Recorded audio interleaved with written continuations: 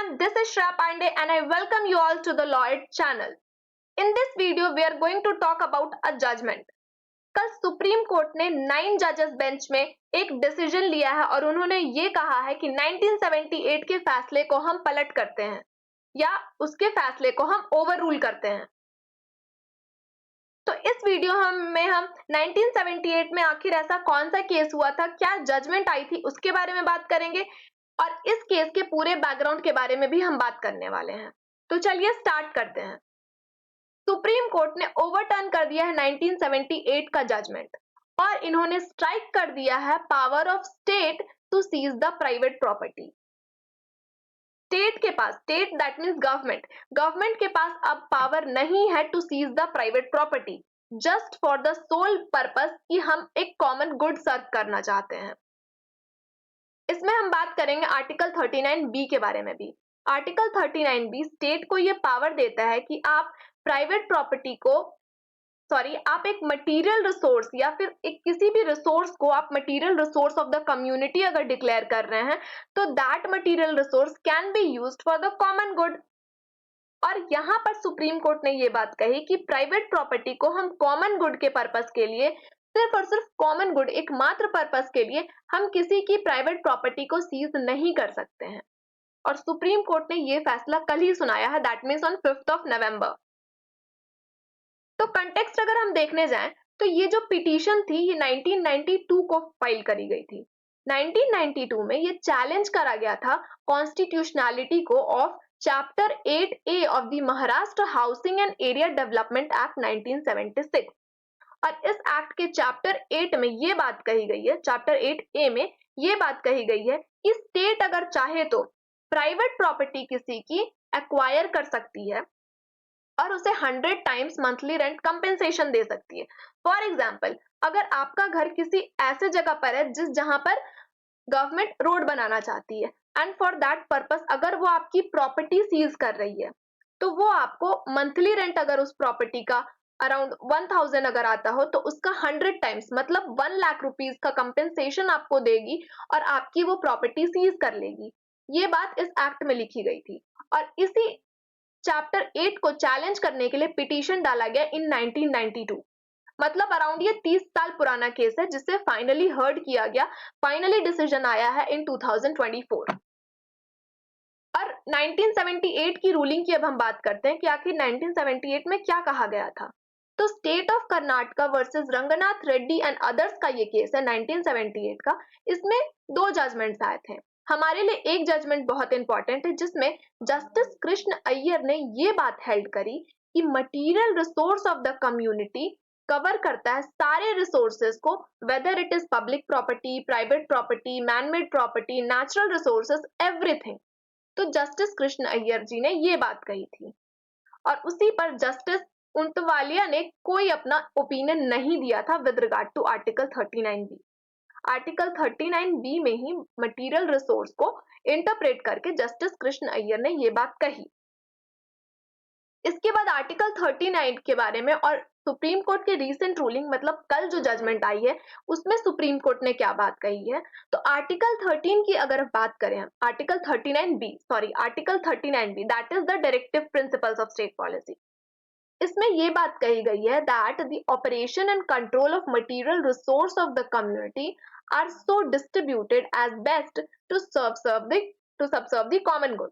अब common good के लिए हम किसी भी मटेरियल रिसोर्स को जो कि कम्युनिटी का मटेरियल रिसोर्स है उसे हम प्रॉपर तरीके से डिस्ट्रीब्यूट करेंगे। और अगर हम हिस्ट्री देखने जाएं, अगर हम 1970s 60s की बात करें, उस टाइम हमें प्रॉपर्टी की जरूरत थी एज अ गवर्नमेंट।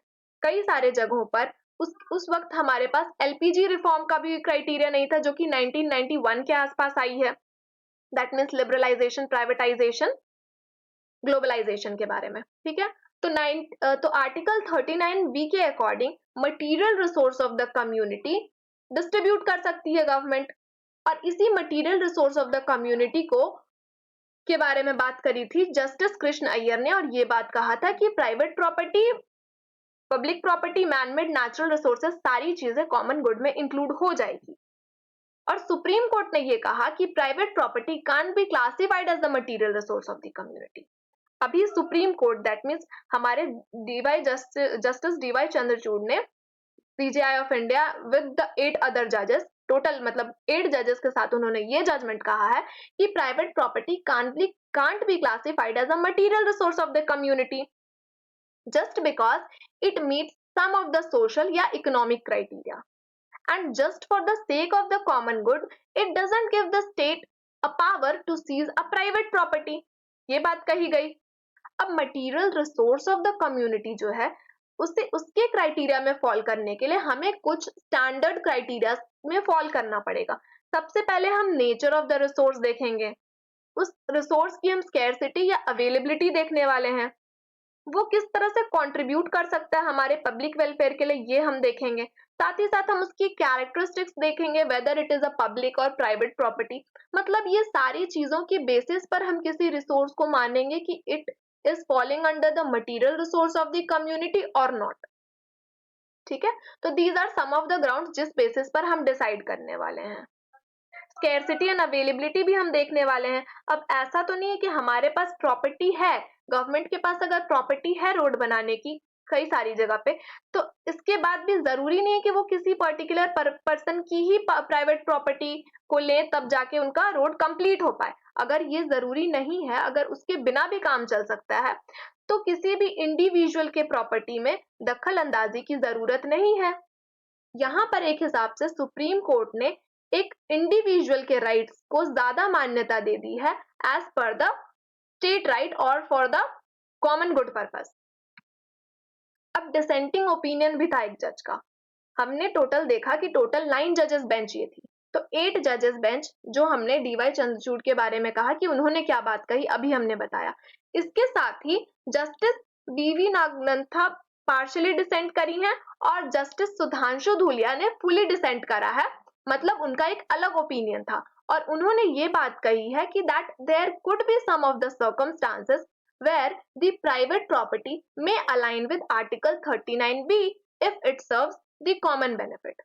अब ये तो एक अलग बात हो गई बिकॉज मेजॉरिटी जजमेंट को हम फॉलो करने वाले हैं, लेकिन कहीं ना कहीं ये पॉइंट भी आपके लिए इंपॉर्टेंट है कि जो डिसेंटिंग ओपिनियन है उसमें आखिर क्या बात कही गई है, इसलिए मैंने ये बात बताई आपको। और इसी के साथ हमारा ये वीडियो कंप्लीट होता है। आई होप आपको इस केस के बैकग्राउंड के बारे में समझ में आया होगा, आखिर 1978 का क्या केस था और अभी कल सुप्रीम कोर्ट ने क्या बातें कही हैं, ये सारी बात आपको समझ में आई होगी।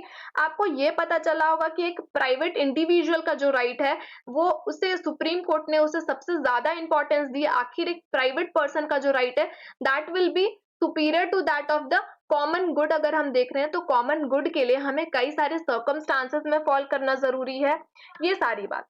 ठीक है, और ये जो केस करा था ये प्रॉपर्टी ओनर्स एसोसिएशन ने केस करा था with regard to the Maharashtra के जो एक्ट को चैलेंज करा था उन्होंने। तो ये था हमारा टोटल, देखा जाए तो ये पूरा एक केस था।